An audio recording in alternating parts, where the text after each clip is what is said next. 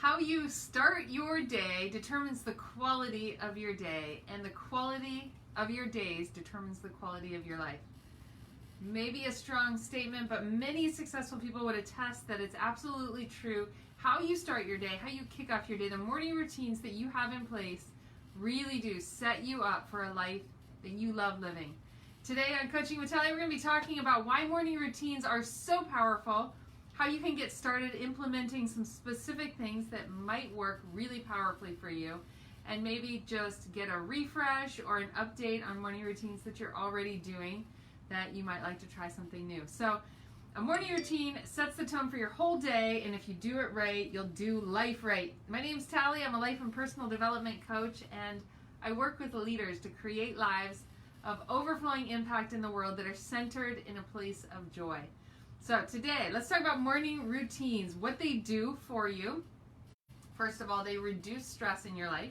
Having morning routines that are just in place, that you have things that you know that you do. You don't have to think about it. You don't have to make decisions about it. They set you up for a life that you really want to steer into. So they reduce stress. They improve productivity. They boost your self-esteem. You just develop a confidence in yourself, knowing that you can count on yourself to show up and be consistent in your own life. And they increase positivity.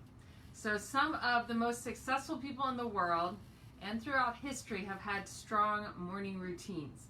So in his 5-year study of 177 self-made millionaires, Thomas C. Corley found that over half of these self-made millionaires woke up at least 3 hours before their workday actually kicked off. So they had morning routines that were focused on centering them so that they could be positioned for their day before their workday even ever started. So what are the habits that you have in place right now? And just think about this, because there are things that we all do very consistently. 40% of our life is made up of habits. And maybe those are intentional, or maybe those are just something you kind of have fallen into. But our brain tries to automate things for us to make life simpler. And so you have habits. What are the things that you do consistently in the first 60 minutes of your day? And really think about that. Like, what are the things that you just habitually do? Do you pick up your phone and jump on social media? Do you have things that you've kind of worked into your life and do intentionally every day? Maybe it's things around your mind, your body, your spirit. We're going to talk about those 3 areas and some things that you can do. Maybe you're already doing them. Maybe there are some things you've tried in the past that worked and you'd like to resurrect some of those things, or maybe do a little bit of a shift or try something new. We're going to talk about those 3 areas. So with mind, things that you can be doing to strengthen you at that level in your mind. So reading is one of the things that a lot of people implement into their days, even if it's just 10 minutes of reading something. One of the things in Miracle Mornings, which is a great resource if you want to get started on morning routines, you've never done one, you want to try it, that's a great place to start. A lot of people use Miracle Morning. One of the things that he suggests is having at least 10 minutes of reading. I just did, not too long ago, this last year, did something called 75 Hard, and one of the things that you commit to doing every single day is 10 minutes of reading some kind of personal development, self-growth kind of a book. So reading is a powerful one. Looking at our mindsets, so anything that steers you into developing positive mindsets. Maybe that is a gratitude practice. Maybe that is some kind of journaling exercise. There's something called morning pages that I learned from an author named Julia Cameron in a book called The Artist Way. And one of the things that she has you get into a habit around for as long as you're doing the book is something called morning pages, where you just write stream of consciousness for 3 pages. It doesn't matter what you write. She's like, it's not about getting something profound down. It's not about, coming to conclusions about things. There's no right way to do it. You can write, I don't know what to write, for 3 pages if you want. She's like, the idea is getting into the practice of just writing, and eventually just mind dumping all the things that we carry around in our minds, getting them out on paper. Really, really supportive. So that's a little tool that you could put into that category around mind. So journaling, reading, working on your mindsets, affirmations, that's a great way to work on mindset. Tony Robbins spends the first hour of his day saying affirmations, and also visualizing. And so visualizing could go in mind or it could go in spirit, but really, really powerful. Those practices are awesome. Body. So let's talk about some practices you can put into your morning routine for your body. So this might be something that you take. It might be supplements. A lot of people suggest celery juice first thing in the morning, or fresh squeezed lemon juice in warm water with ginger. That's a great way to start. I do that, but I do before that a cellular health drink every day called ASEA that regenerates cells and gets that going. Maybe it is movement, some kind of exercise, maybe a brisk walk outside. Of getting outside for you is really supportive. Even if it's like a 5 or 10 minute walk, just getting your shoes on and getting out the door really quickly really, really can be super supportive. Maybe it is some kind of like actual exercise routine. Gosh, I can't think of who it was, but he does a 7-minute workout 3 times. I thought that was really interesting the way that he framed that, because 7 minutes seems like, oh, that's super doable, I can do that, and then he just repeats it 3 times, and so he ends up with a 21-minute workout every day. So that's kind of a cool way to frame it.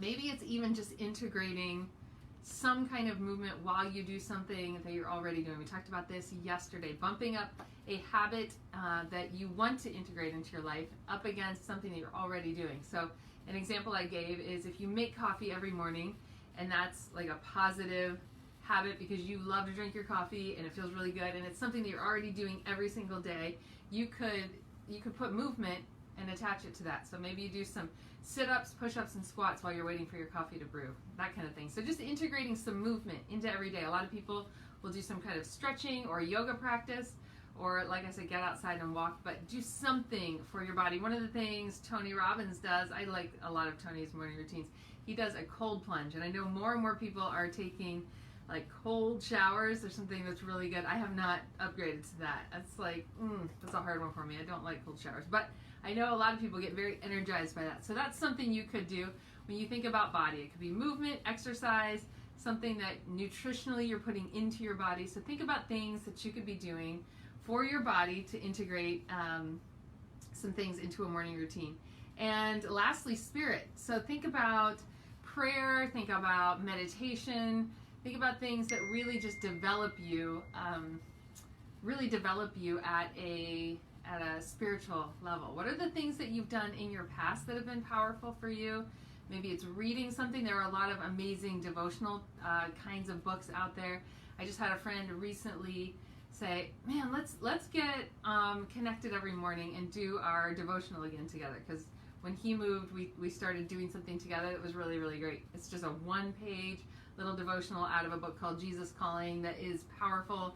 It just centers you in on the unconditional love that is available to you, and just helps connect spiritually.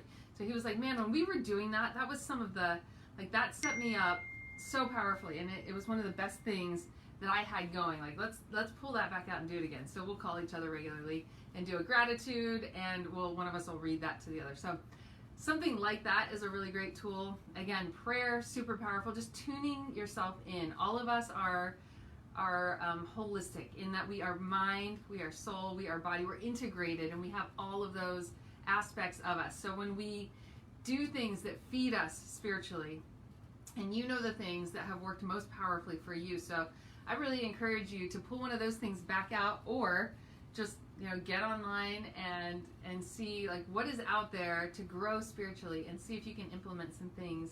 But when we get quiet, when we get still, when we tune in, when we listen to the source of love in our life, it steers us into some powerful, beautiful places. So mind, soul, body, just think about some things that you would like to maybe try integrating.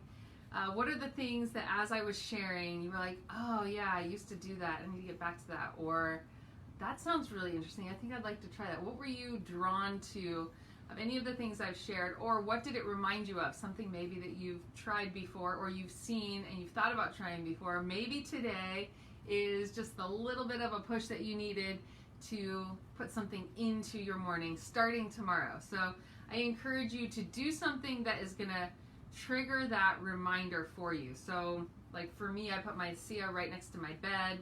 I make my bed every morning as I step out of it, do my ASEA. I have some practices where I do, like, while I'm making my bed, there are some things I focus on about who I want to be, about setting my intention for the day. I write it down. There are things that you can just set yourself up for. If you want to journal every day, maybe set your journal out right now, or tonight when you get home, if you're not home right now, set that in a place that will remind you, or set an alarm on your phone right now. What time do you want to get up? What things do you want to do that are going to steer you into having a life that you love? It's these little practices that we put in place that really do up-level the life that we live. And it's the morning practices really steer our days, and the days that we enjoy are what create a life that we love living. So hopefully this has been really supportive for you. I love talking morning routines.